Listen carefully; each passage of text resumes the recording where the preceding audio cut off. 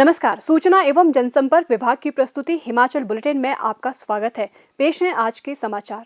मुख्यमंत्री श्री जयराम ठाकुर ने शिमला में बजट 2021-22 के लिए कांगड़ा और हमीरपुर जिला के विधायकों की विधायक प्राथमिकता की बैठक के पहले सुबह के सत्र की अध्यक्षता करते हुए कहा कि वार्षिक बजट से हर साल योजना की बैठक आयोजित की जाती है ताकि विधायकों के सुझावों और प्राथमिकताओं को बजट में शामिल किया जा सके।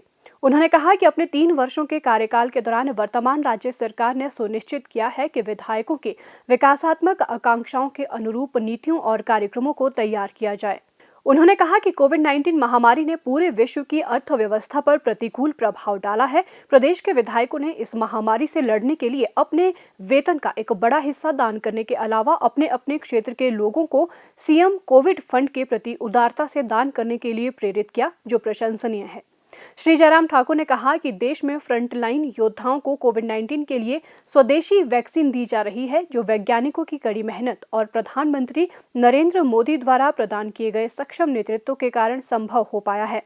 राज्य के लोगों ने प्रदेश सरकार को अपना पूर्ण सहयोग और समर्थन दिया है और भाजपा सरकार ने राज्य में लोकसभा की सभी 4 सीटों सहित उपचुनाव में भी विजय प्राप्त की है। उन्होंने कहा कि पंचायती राज संस्थाओं और शहरी स्थानीय निकायों के चुनाव परिणामों में भी ज्यादातर सीटों पर भाजपा समर्थित उम्मीदवारों ने जीत हासिल की है। मुख्यमंत्री ने कहा, मुझे इस बात की प्रसन्नता है कि हमारी सरकार का 3 वर्ष का कार्यकाल जो बीता, इसमें सभी सामान्य विधायकों ने जो सुझाव दिए उसके अनुरूप हमने काम करने की कोशिश की है। और ये किसी भी सरकार के लिए संभव नहीं हो पाता है कि जितनी भी मांगें, जितने भी सुझाव सभी उसी रूप में स्वीकृत किए जाए। लेकिन फिर भी उसके बावजूद एक प्रयत्न, एक प्रयास इस दिशा में हमने हमेशा किया है कि माननीय विधायकों से बेहतर दूसरा कोई भी व्यक्ति अपने क्षेत्र के बारे में जानकारी नहीं रखता, इसलिए उनका सुझाव बहुत महत्वपूर्ण है और उनके सुझावों के मुताबिक वहां पर उस क्षेत्र में काम होना चाहिए। सरकार बनने के बाद हिमाचल प्रदेश में हमने प्रयत्न किया कि एक अच्छी शुरुआत हो, उस दिशा को हम अभी तक भी बनाए रखे हुए हैं। बदले की भावना से काम नहीं करना और खास तौर से ऐसे वर्ग के लिए काम की प्राथमिकता है जिस वर्ग के लिए सही मायने में सहयोग की आवश्यकता है, चाहे हमारे वो वृद्ध जन है, उनके लिए पेंशन का प्रावधान 70 साल की आयु के ऊपर सबके लिए करना, आय सीमा में छूट देते हुए हिम केयर के माध्यम से हिमाचल प्रदेश में 4,63,000 परिवारों को रजिस्टर करके जो है वो लगभग 1,25,000 परिवारों को उसका लाभ देना, लगभग 121 करोड़ से ज्यादा हमने अब तक उस योजना के अंतर्गत खर्च किया। गरीब लोगों का इलाज हो, ठीक प्रकार से स्वास्थ्य की सुविधाएं उनको उपलब्ध हो, उस दृष्टि से हमने काम करने की कोशिश की। और उसी तरह से हिम केयर के साथ साथ में सहारा योजना के अंतर्गत भी ऐसे लोग जो गरीब हैं, किसी बीमारी के शिकार होने की वजह से बिस्तर पर हैं, उनके लिए 3,000 रुपए उनके खाते में डालकर उनकी मदद करने की दृष्टि से हमने एक प्रयत्न और किया है। हिमाचल प्रदेश में गृहिणी सुविधा योजना के अंतर्गत हर घर में गैस का चूल्हा हो, यह हमारी सरकार की एक प्राथमिकता रही। पूरे देश भर में हिमाचल पहला प्रदेश है जहां हर घर में गैस का चूल्हा आज की तारीख में है। 2,90,000 गैस के चूल्हे हमने हिमाचल प्रदेश में हर घर में पहुंचाए हैं और बहनों को उसमें एक बहुत बड़ी राहत हुई है। और इसी तरह से जनमंच एक कार्यक्रम जिसके माध्यम से लोगों की समस्याओं का समाधान हो, मौके पर हो, जल्दी हो, उस दृष्टि से भी हिमाचल प्रदेश में एक बहुत सफल आयोजन जनमंच का हुआ है। कोविड के कारण हम 1 साल से लगभग जनमंच के आयोजन नहीं कर पा रहे हैं और अभी इस महीने के 14 तारीख से हम इस जनमंच का आयोजन फिर से हिमाचल प्रदेश में लोगों की समस्याओं का समाधान करने की दृष्टि से हम कर रहे हैं।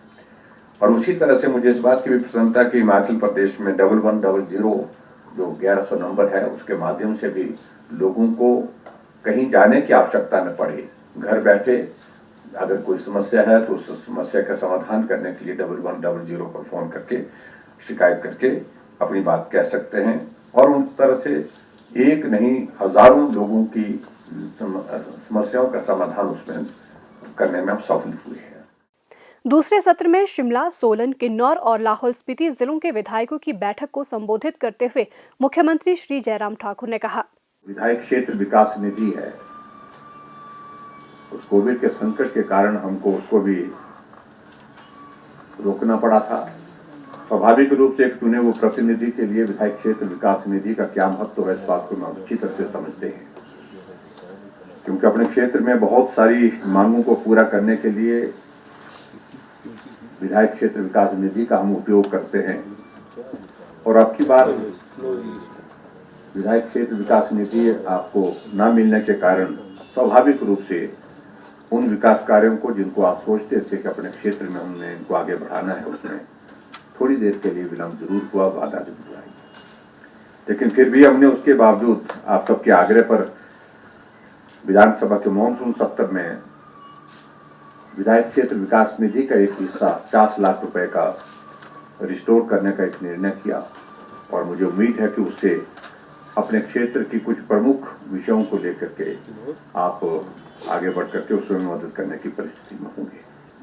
आपको ये बताते हुए भी प्रसन्नता है कि सरकार द्वारा जो वित्तीय प्रबंधन तथा संसाधन आवंटन में दक्षता के फलस्वरूप आगामी वित्तीय वर्ष 2021-22 के लिए विकासात्मक बजट के अंतर्गत 9,405.41 करोड़ रुपए के परिव्यय प्रस्तावित किए गए हैं। हमने इस बीच में समय समय पर, चाहे वो विधायक क्षेत्र विकास निधि है, चाहे वो ऐच्छिक निधि है, चाहे ऐच्छिक निधि के अतिरिक्त जो हमारे विधायकों के लिए और विकास के लिए सहयोग की दृष्टि जो किया जा सकता था, उस दृष्टि से हमने प्रयत्न प्रयास किए। अब की बार हमने इस बात को लेकर के भी सुनिश्चित किया है कि इस प्लानिंग की बैठक के पश्चात इस प्रकार की बैठकें जिला स्तर पर भी की जाए। आमतौर पर विधायकों की एक शिकायत रहती है कि अधिकारियों के साथ बैठना नहीं हो पा रहा है, मिलना नहीं हो पा रहा है, हम कुछ बताते हैं और वो कुछ करके आ जाते हैं। तो कम्युनिकेशन गैप की वजह से हमारा जब नीचे जो फील्ड में काम करने वाले अधिकारी होते हैं उनके साथ नहीं हो पाता, तो एक गैप रह जाता है। उस दृष्टि से एक नई व्यवस्था को हमने अपनी बात तय किया है कि साल में एक बार बीच में सभी विधायक अपने जिले में भी जो है इस प्रकार की बैठक का आयोजन करने की दृष्टि से हमने वो प्लान बनाया है। उसमें जो है आप अपनी क्षेत्र की जो विभिन्न योजना है उनके बारे में जिक्र कर सकते हैं। जो विधायक प्राथमिकता है, जो आपके इम्पोर्टेंट प्रोजेक्ट्स कॉन्स्टिट्यूंसी के हैं, उनके सिलसिले में आप बातचीत कर सकते हैं। मुख्यमंत्री श्री जयराम ठाकुर ने आज शिमला में पत्रकारों से अनौपचारिक बातचीत के दौरान कहा कि उत्तराखंड के चमोली में ग्लेशियर टूटने से आई बाढ़ के कारण हिमाचल प्रदेश के लोग बिजली परियोजना में फंसे हैं, जिनको लेकर प्रदेश सरकार चिंतित है। मुख्यमंत्री ने कहा, मैंने कहा कि मेरे मुख्यमंत्री जी से उत्तराखंड बहुत विस्तार से बातचीत हुई है। अभी तक जो जानकारी मिली है उसमें कंफर्म अभी थोड़ा सा होना बाकी है। 7 या 8 ऐसे जो है वो लोग हिमाचल प्रदेश के भी वहाँ प्रोजेक्ट में जो काम करते थे वहाँ उसमें फंसे हुए हैं।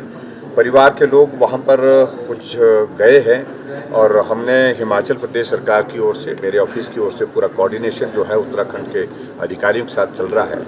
और हमने इस बात के लिए भी कहा कि जो लोग यहाँ से गए हैं उनकी वहाँ पर व्यवस्था भी, उसमें भी सहयोग करें, मदद करें, ताकि उनको कठिनाई का सामना ना करना पड़े। और जैसे ही कोई सूचना वहाँ पर मिलती है किसी के मिलने की, जो हमारे लोग वहाँ फंसे हुए हैं, तो तुरंत जो है हमारे स्टेट गवर्नमेंट के ऑफिस में, सीएम ऑफिस में जो है वो रिपोर्ट करें, जानकारी दें। और उसके बाद फिर आगे की व्यवस्थाएं जो भी करनी होंगी, किसी के इलाज के लिए, किसी के अगर कहीं किसी की दुखद मृत्यु अगर कहीं स्थिति में हो ही गई होगी, तो उस सारी चीज़ को लेकर के किस प्रकार से करना, उन सारी बातों को लेकर के हमारी तैयारी है। लेकिन दुर्भाग्यपूर्ण है ये सारी घटना, जिसके कारण उत्तराखंड में ये घटना घटी और उसके बाद हिमाचल प्रदेश में भी लोगों की इसमें जो है वो जान संकट में फंसी है, जो संख्या मैंने बताई आप। हिमाचल प्रदेश उच्च न्यायालय के नवनियुक्त भारत के सहायक सॉलिसिटर जनरल श्री बलराम शर्मा ने आज शिमला में मुख्यमंत्री श्री जयराम ठाकुर से भेंट की। ये एक शिष्टाचार भेंट थी। प्रदेश में कोरोना संक्रमण की जांच के लिए आज 2548 लोगों के सैंपल लिए गए, जिनमें से 1707 लोगों की रिपोर्ट नेगेटिव पाई गई है, जबकि 807 लोगों की रिपोर्ट आना बाकी है। अभी तक 9,75,488 लोगों की जांच की जा चुकी है, जिनमें से 9,16,714 सैंपल की जांच नेगेटिव पाई गई है। प्रदेश में कुल 57,962 लोगों में कोरोना वायरस के संक्रमण की पुष्टि हुई है, जिनमें से 56,551 लोग इस बीमारी से ठीक हो चुके हैं और 425 व्यक्ति उपचाराधीन हैं। हिमाचल बुलेटिन देखने के लिए सब्सक्राइब करें YouTube channel DPR Himachal, follow करें ट्विटर @DPRHP, लाइक करें Facebook page information and public relations department Himachal Pradesh, visit करें वेबसाइट www.himachalpr.gov.in। इस अंक में इतना ही। कल फिर होगी मुलाकात, दीजिए इजाजत, नमस्कार।